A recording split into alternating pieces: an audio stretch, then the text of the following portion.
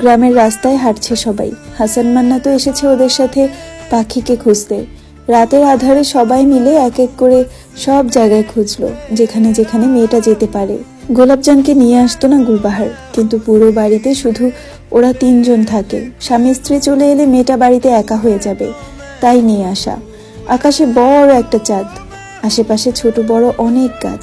নদীর পাড় থেকে নৌকার নিচের পানির ছলাক ছলাক শব্দ হচ্ছে বাতাসে। অন্যদিকে ধান ক্ষেত থেকে শিয়ালের ভয়ঙ্কর আওয়াজ শোনা যাচ্ছে। চাঁদনি রাত গোলাপের খুব পছন্দ, কিন্তু এই চাঁদনি রাতটা তার ভয় হচ্ছে। মায়ের আঁচল ধরে হাঁটছে মেয়েটা। কাকা, আপনি ওদের 2 জনকে নিয়ে ওই পার থেকে খোঁজ নিয়ে আসুন, ওখানেও যেতে পারে। আমি শুনেছি ওই পারে ওদের আরেকটা বান্ধবী আছে। কথাটা বলল গোলাপের দিকে তাকিয়ে মান্নাত। হঠাৎ গোলাপের মনে পড়ে গেল, হ্যাঁ ঠিক তো, সাথী তো ওখানেই থাকে। আব্বা, আমিও যাব আপনার সাথে। না, আপনার যেতে হবে না, বলল হাসান মান্নাত। দাদি, আপনি আর কাকি আমার সঙ্গে চলুন, আমরা বরং মাদ্রাসার পাশের বাজারটা দেখে আসি। আমাকে কি নিবেন না? মান্নাত মেকি হেসে জবাব দেয়। পালকি নিয়ে আসবো? আমি কি সেটা বলেছি নাকি? চলুন। 2টি দল আলাদা হয়ে গেল। বোরহান এবং আরো গ্রামের 2 জন গেল নদীর ওই পারে সাথীদের বাড়িতে, আর মান্নাত, গোলাপ, দাদি, গুলবাহার গেল বাজারের দিকে। পাখির দাদি কান্না করছে আর গুলবাহার তাকে সান্ত্বনা দিচ্ছে। আরে চাচি আম্মা, পাখিকে পাওয়া যাবে, চিন্তা করেন না, আল্লাহ ভরসা। আমার নাতনিটা মা ছাড়া বড় হইছে, অনেক কষ্ট করছে, বাপ থাকতেও বাপ নাই, অবহেলায় বড় হইছে। ওর ভাই আমার দায়িত্বে দিয়া গেছে, আমি কেন দেখলাম না? এই বলে বিলাপ পেরে কাঁদছে।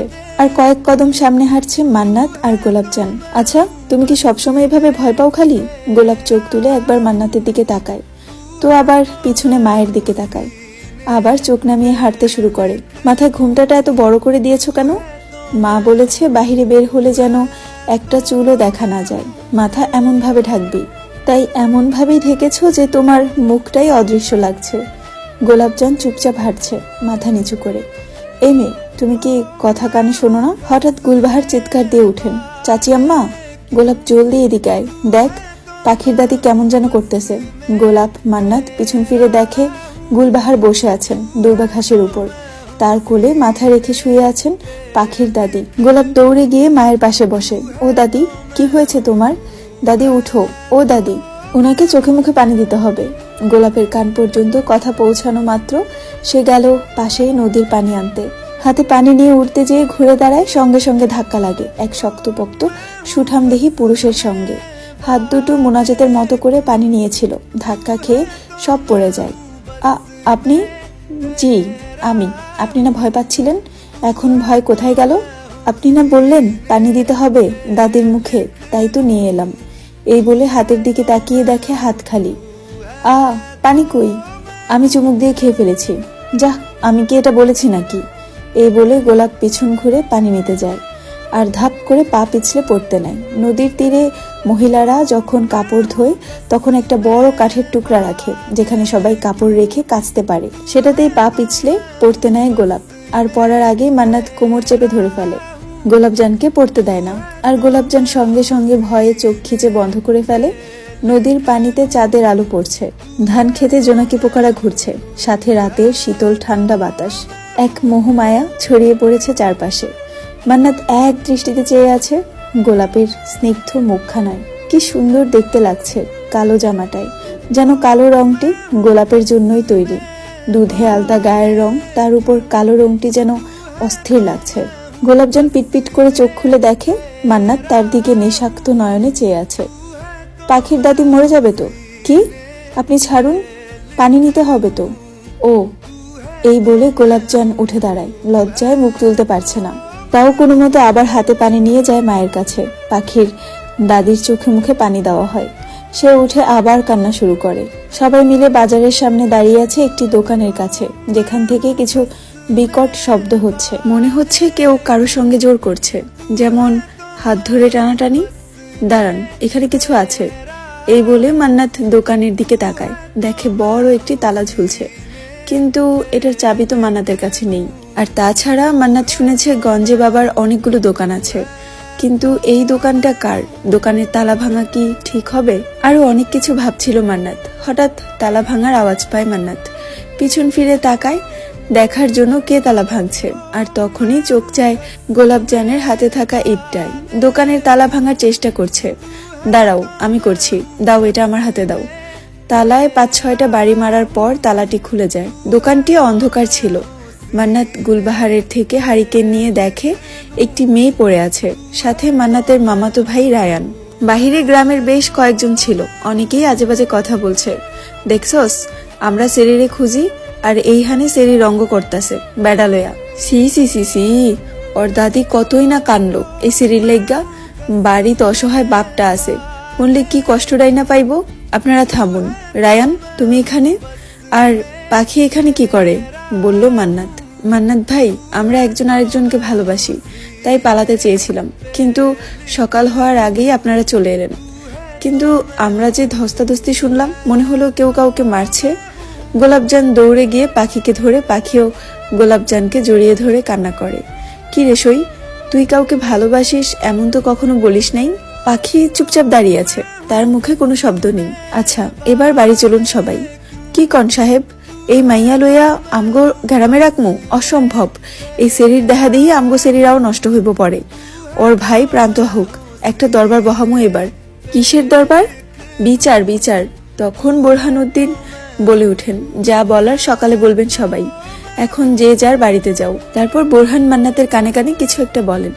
ঠিক আছে, সবাই শুনুন, কাল সকাল ৮টায় আমার বাড়ি আসবেন সবাই, মনে থাকে যেন। সবাই যে যার মতো মন্তব্য করতে করতে চলে যায়। এইদিকে পাখির দাদি যায় যায় অবস্থা। চাচি আম্মা, আজকে আপনি আর পাখি আমাদের বাড়িতে থাকুন, কাল সকালে উঠে সবাই একসঙ্গে যাব মঞ্জিল বাড়ি। বৃদ্ধ দাদি আর কিছুই বলল না, মাথা নাড়িয়ে সাই দিল। সকাল ৭টা ৫০। সবাই মঞ্জিল বাড়ির গেটে দাঁড়িয়ে আছেন, আর মঞ্জিল বাড়ির মানুষজন এখনো ঘুমাচ্ছে। মান্নাত এসে বৈঠক খানায় বসে আর দোলাকে পাঠায় সবাইকে ডাকতে। দোলা হলো মঞ্জিল বাড়ির নতুন কাজের লোক। এই বাড়ির পুরনো কাজের লোকদের বিদায় করে দিয়েছে মেহেরবান। এক এক করে সবাই বৈঠকখানায় হাজির হয়েছে। বাড়ির সবাই উপস্থিত আছেন। সবাই সবার মুখ চাওয়াচাওয়ি করছে। কি বলতে চায় মান্নাত? হরি বিবি উঠে আঞ্জুমানকে বলে, কি গো বুবু, আমগরে কি এই বাড়ির থেকে বাইর করে দিব? মান্নাত সিঁড়ি দিয়ে নামছে আফতাব হাসান। বৈঠকে ভিড় দেখে ঢোকেন। জিজ্ঞাসা করতে কি হয়েছে, যে দেখেন রায়ানকে চটি স্যান্ডেল দিয়ে পিটাচ্ছে মান্নাত। প্রেম করার সময় মনে ছিল না, হ্যাঁ, যে বিয়ে করতে হবে? রায়ান লজ্জায় মাথা নিচু করে আছে। কিছুক্ষণ আগের ঘটনা। রায়ান ব্রাশ করতে করতে বাড়ির ছাদে যেতে নাই, তখনই মান্নাত গর্জে উঠে, কি ব্যাপার রায়ান, তুমি জানো না আজকে তোমার করা কুকর্মের ফল প্রকাশ হওয়ার ডেট? কোথায় যাচ্ছ গা বাঁচিয়ে? কই, আমি কই যামু? আমি তো বাড়িতেই ছিলাম কালকা। বিশ্বাস না হইলে আম্মারে জিগাও তো, কালকের এই নোংরামিগুলো কে করেছে? কিসের নোংরামি? মান্নাত ইশারায় বলে পাখিকে রায়ানের সামনে দাঁড়াতে। পাখি প্রথমে যেতে চায় না, কিন্তু গ্রামের মানুষের কথা ভেবে যায়। নিকাবটা তুলে রায়ানকে দেখাও। পাখি নিকাব তুলে দাঁড়ায় রায়ানের সামনে, কিন্তু রায়ান পাখিকে অস্বীকার করে। গ্রামের লোকজন একজন আরেকজনের দিকে চাওয়াচাওয়ি করে। ছেলেটা মিথ্যা কেন বলছে কেউ বুঝতে পারছে না, কারণ কাল রাতে বেশ কয়েকজন রায়ানকে ওই গুদাম ঘরে দেখেছে। মান্নাত উঠে যেয়ে রায়ানের শার্টের কলার চেপে ধরে। শুয়োরের বাচ্চা, তুই আমাকে মিথ্যা বানাচ্ছিস? এত কলিজা তোকে কে দিল? হ্যাঁ? পা থেকে চটি খুলে মারে রায়ানের গায়ে। ওই সময় আফতাব হাসান উঠে আসেন বৈঠকে।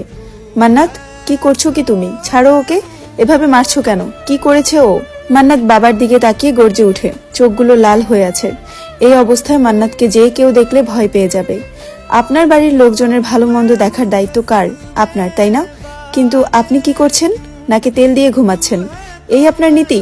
আপনার বাড়িতে মানুষ সাহায্য চাইতে এলে তাদের গুরুত্ব দেওয়া হয় না কেন বলুন তো?